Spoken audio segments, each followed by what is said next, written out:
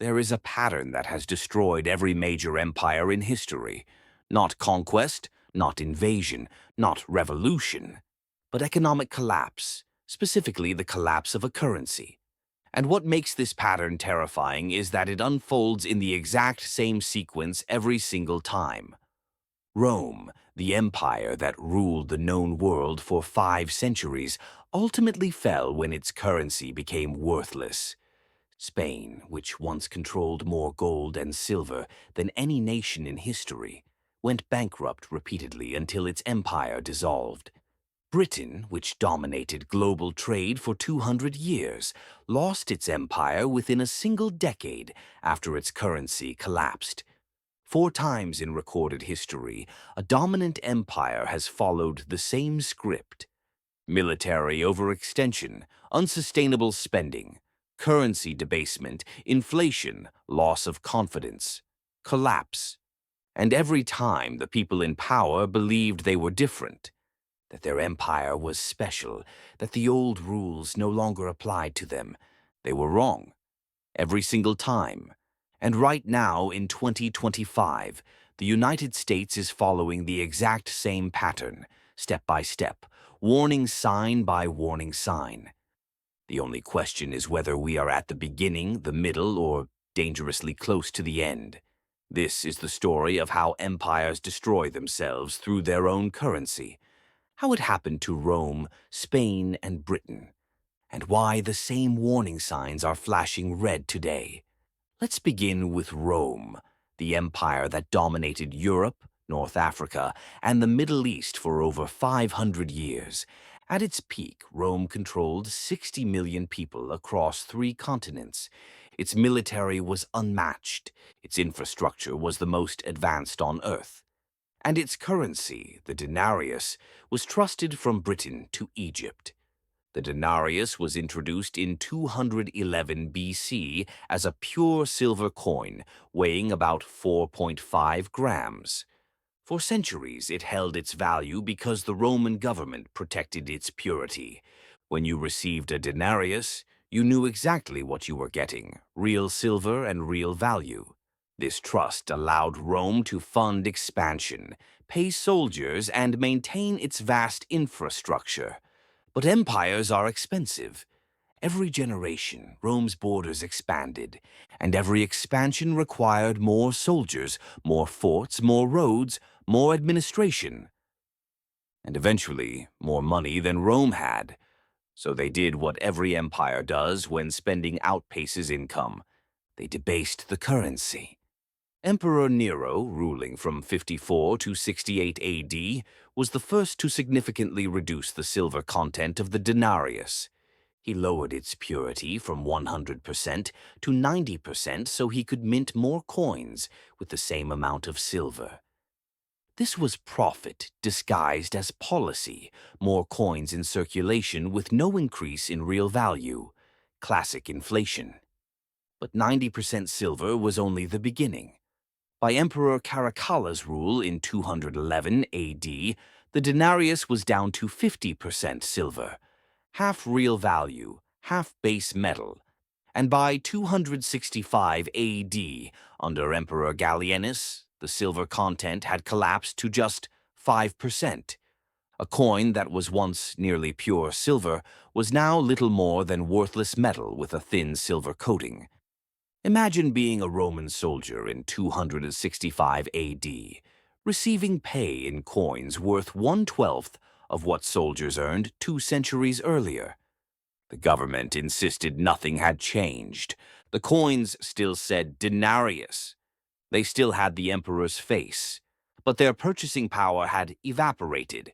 Prices exploded. What cost 1 denarius in 200 AD cost 50 by 300 AD. Farmers refused to accept coins and demanded barter instead. Soldiers refused to fight unless paid in gold or physical goods. Tax collectors couldn't collect taxes because the currency had become worthless. The entire economic system seized up. And here's the crucial point. Rome wasn't destroyed by invasion, disease, or natural disaster. Its borders were still defended. Its cities still stood. Rome collapsed because its government destroyed its own currency to fund spending it could not afford. When the currency died, the empire died with it. By 476 AD, the Western Roman Empire officially fell. Not because Germanic tribes were stronger, but because Rome could no longer pay its armies or maintain its infrastructure. Everything built on a collapsing currency crumbled. The pattern: military expansion, unsustainable spending, currency debasement, inflation, loss of confidence, collapse. Rome proved the pattern, and every empire since has repeated it. Now, jump forward 12 centuries. Spain, in the 1500s, at the dawn of its golden age. Columbus opens the New World. Cortes conquers the Aztecs. Pizarro conquers the Incas. Spain now controls the richest territories on Earth. In 1545, explorers discover Cerro Rico in Potosi, in modern-day Bolivia, the largest silver deposit ever found. For nearly a century, this single mountain produces almost half of the world's silver. Ship after ship carries unimaginable wealth back to Spain. The Spanish dollar becomes the world's first truly global currency, trusted everywhere. At its peak, Spain becomes the richest and most powerful empire on Earth. The sun never sets on Spanish territory, and then, exactly like Rome, they destroy themselves. There is a paradox with money. More money doesn't make you richer if everyone suddenly has more. When Spain floods Europe with silver, prices rise across the continent. What cost one silver coin in 1500 costs 10 by 1600. The silver didn't become less pure. There was simply too much of it. That's inflation. And Spain wasn't producing anything new. No industries, no innovation, just extraction and consumption. They spent immense wealth on wars, luxury goods, and foreign imports. Silver flowed into Spain and immediately flowed back out to France, England, and the Netherlands, which actually produced goods.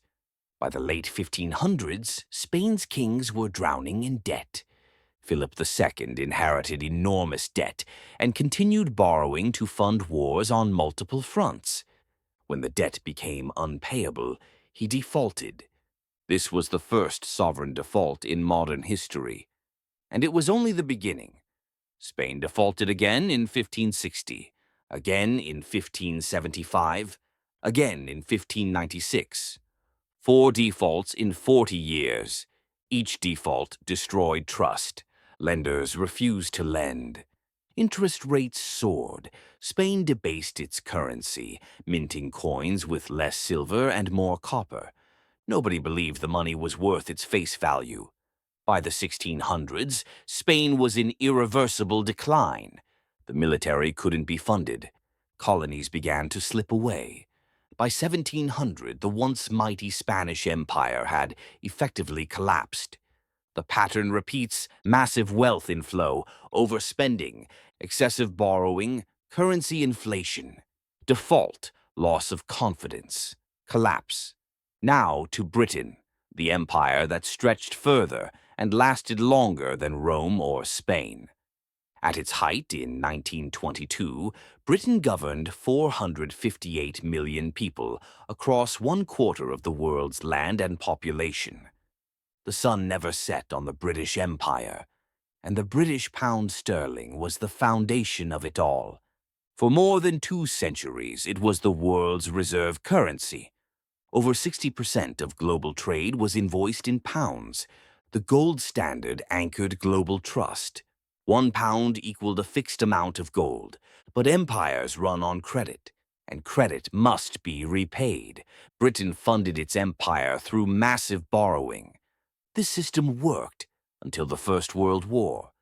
In 1914, Britain's national debt was around $650 million. By 1919, after 4 years of brutal warfare, it had exploded to over $7 billion. A tenfold increase. Britain borrowed from its citizens, from foreign governments, and from the United States. The war forced Britain off the gold standard. They had to print money to pay for the conflict. After the war, Britain attempted to return to gold at the pre-war exchange rate. This was catastrophic. The pound became overvalued, exports collapsed, unemployment surged, high interest rates strangled economic growth. By 1931, Britain abandoned gold again, this time permanently. The pound was devalued and trust in the currency eroded. World War II delivered the fatal blow. Britain entered the war already in debt. By 1945, national debt had reached 270% of GDP. Cities were destroyed, the economy shattered, and Britain owed massive sums to the United States. In 1944, at the Bretton Woods Conference, the British pound was officially replaced by the US dollar as the world's reserve currency. Britain fought desperately to preserve its status, but it was over. The empire entered a long, humiliating decline. The pound was devalued again in 1949, again in 1967. Each devaluation destroyed savings and signaled the empire's weakening position. Colonies gained independence. Britain could no longer afford to maintain its global presence. By the 1970s, Britain was facing 25% inflation and required an IMF bailout. The empire that once controlled a quarter of the planet had lost everything within just 30 years. The pattern repeats again: war debt, currency debasement, loss of reserve status, devaluation, inflation, collapse. Which brings us to now. The United States, the world's current empire, and the issuer of the world's reserve currency. Every warning sign that destroyed Rome, Spain, and Britain is flashing again. After World War II, the dollar became the global standard. It was backed by gold at $35 per ounce. Other nations pegged their currencies to the dollar, and trust in the system was absolute. But America began spending more than it earned. The Vietnam War, the Great Society programs, overseas military bases. By the 1960s, foreign governments realized the U.S. was printing more dollars than it had gold to support. France, led by Charles de Gaulle, demanded gold in exchange for dollars. Other countries followed. Gold drained from Fort Knox. The United States could no longer maintain the illusion. In 1971, President Nixon ended gold convertibility. The dollar became a pure fiat currency, just like the debased Roman denarius and the post-gold British pound. The petrodollar system created artificial demand for dollars, but the underlying problem never stopped debt and money printing. In 1980, U.S. national debt was $900 billion. By 2000, it was $5.6 trillion. By 2020, it had reached $27 trillion. In 2025, it exceeds $36 trillion, a 40-fold increase in 45 years, and the Federal Reserve has printed trillions of dollars since 2008. During the pandemic alone, more money was created in 2 years than in the previous century combined. They said it wouldn't cause inflation. They were wrong. Inflation surged to levels not seen in decades. Real inflation, what people actually pay for food, housing, and healthcare, is even higher. Just like Rome, just like Spain, just like Britain, the United States is debasing its currency, and the world knows it. In 2000, over 70% of global reserves were held in dollars. Today, it's 58% and falling. BRICS nations are building alternatives. Countries trade in local currencies. Central banks buy record amounts of gold. The world is preparing for a post-dollar era. The most dangerous similarity with Rome is military overextension. The U.S. maintains nearly 800 military bases in over 70 countries. The defense budget exceeds $800 billion annually. Wars in Iraq and Afghanistan cost over $8 trillion. The empire is expensive. and it is being funded with debt and printed money. Just like Rome couldn't pay its legions, Spain couldn't fund its wars, and Britain couldn't maintain its empire, the United States is running out of time. Once you see the pattern, it becomes impossible to ignore. Every collapsing empire followed the same seven-stage sequence. Stage 1, dominance. Peak military power, strong currency, global trust. Stage 2, overextension. Too many commitments, too much territory, too many promises. Stage 3, deficit spending. Borrowing becomes permanent. Stage 4, currency debasement. The empire prints money or dilutes its currency. Stage 5, inflation. Prices rise. People suffer. Stage 6, loss of confidence. Both citizens and foreign nations lose trust. Stage 7, collapse. The currency fails, and the empire can no longer function. This pattern has repeated across 2,000 years. Rome, Spain, Britain, all different empires, different cultures, different eras, but the same mathematical sequence, because the laws of economics do not change. You cannot spend more than you earn forever. You cannot print prosperity. And you cannot debase your currency without consequences. The United States is in stage 5, moving rapidly towards stage 6. So what comes next? History shows 3 possible endings: a controlled decline, like Britain, a chaotic collapse, like Rome, or a reset and restructuring, a new currency system, perhaps backed by gold again, or replaced by digital or multinational alternatives. The United States stands at a crossroads. Its debt cannot be repaid under the current system. The only paths forward are default, inflation, or restructuring. Default would instantly end dollar dominance. Inflation is already accelerating. Restructuring requires political will that does not yet exist. But here's what makes this moment unique. Rome, Spain, and Britain were regional empires. The United States is the global financial core. When the Denarius collapsed, it destabilized Rome. When the dollar collapses, it destabilizes the world. Every central bank, every financial market, every trade system, the consequences will be global. The pattern is not a prediction. The pattern is a precedent. 4 empires, 4 currency collapses, 4 identical sequences. The math is unforgiving. You can delay it, you can deny it, but you cannot avoid it. Rome debased the denarius.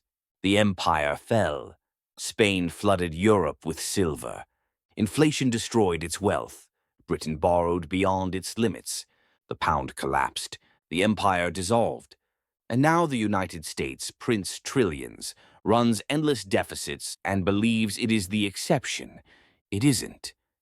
The pattern doesn't care about American exceptionalism. It doesn't care about military strength. It doesn't care about technology.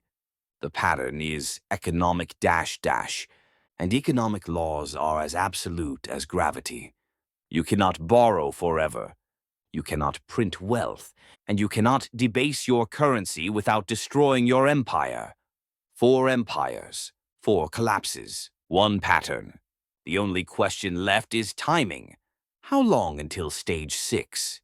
How long until the world loses confidence in the dollar?